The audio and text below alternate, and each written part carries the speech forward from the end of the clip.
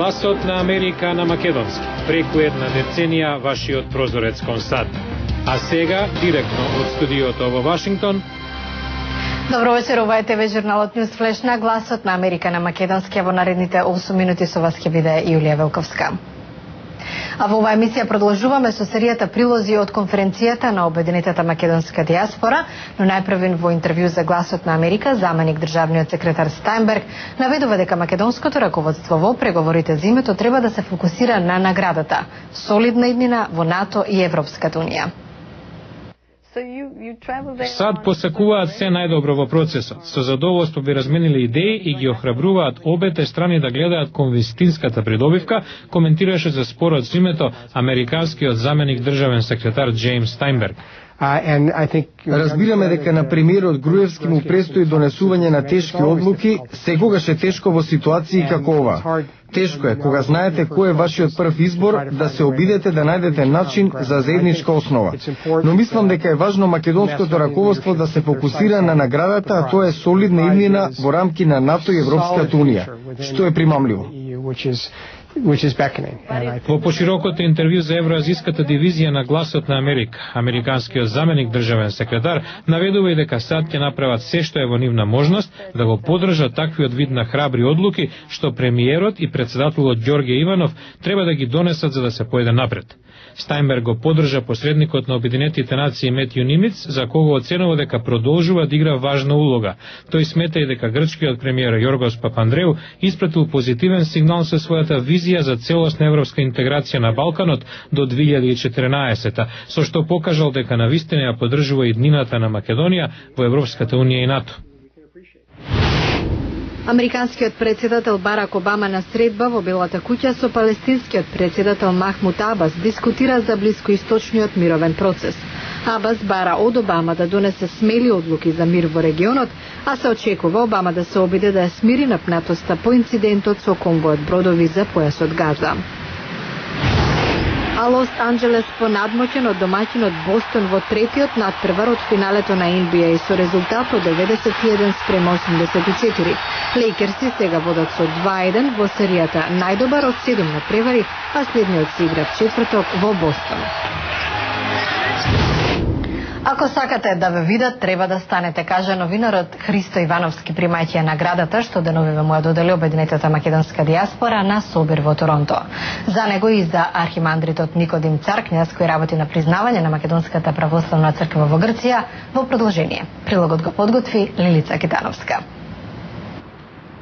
Христо Ивановски е новинар од Македонија кој многу години пишува за прашања од областа на човековите права. На неодамнешниот собир во Торонто, Канада, каде организацијата Обединета македонска диаспора ја одржа својата втора глобална конференција, тој беше издвоен како еден од најзаслужните за ширењето на вистината за состојбата со македонските малцинства. Ракувај со внимание, прочита Христо Ивановски на изгравираното кристално признание и како што само новинарите размислуваат, додаде: ова е одличен почеток за напис за македонското национално малцинство. Континентот на кој припаѓаме, европскиот континент, е континент на малцинства. Меѓу 35 и 50 милиони луѓе се од малцински групи, рече Ивановски, зборувајќи за предизвиците со кои се соочува пишувајќи на оваа тема.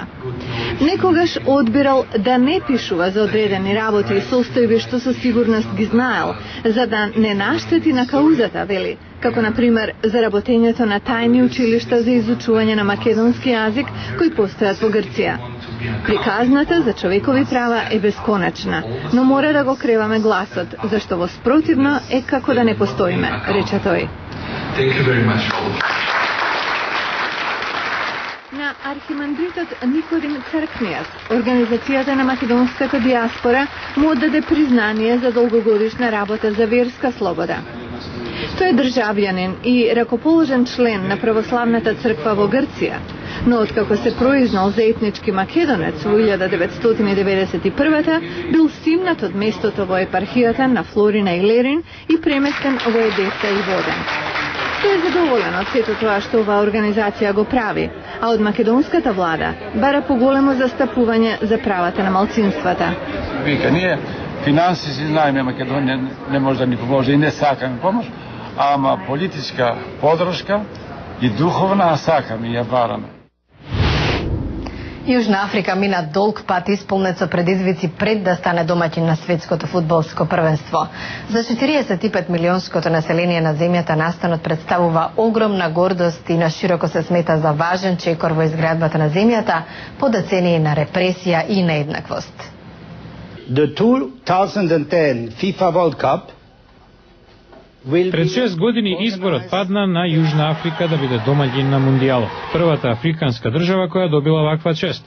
Првиот нејзин претседател по укинувањето на апартхеидот, Нелсон Мандела, интензивно лобираше за оваа цел, гледајќи на настанот како на начин за натамошно помирување по долгогодишната расна поделеност и конфликт.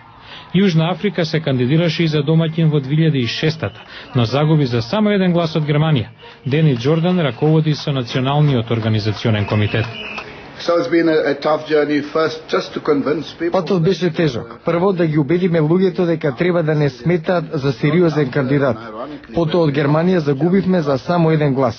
Дури потоа светот како да почна да размислува дека вреди да ја додели довербата на Јужна Африка. Джордан коментира, првенството за Јужна Африка е нешто повеќе од организација на турнирот. Светскиот куп ги удри темелите, почна да служи како лепак за сплотување на нацијата.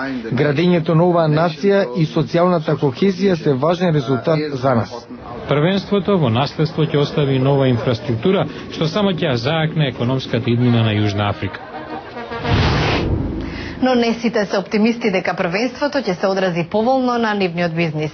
Некои туристички оператори го тврдат токму спротивното. За ова гледате во наредната емисија на Newsflash. Утре во Newsflash, светското првенство катализатор за економијата, но дали за сите? Туристичките работници стравуваат дека зголемените цени на авионските билети ќе имаат одбивен ефект. Гледајте утре во Newsflash. Ова беа вестите за денеска. Го гледавте Newsflash на Гласот на Америка на македонски. Јас сум Јулија Велковска од студиото во Вашингтон. А за најново од САД и светот посетете нашата веб страница glaснaamerika.com. Пријатна вечер.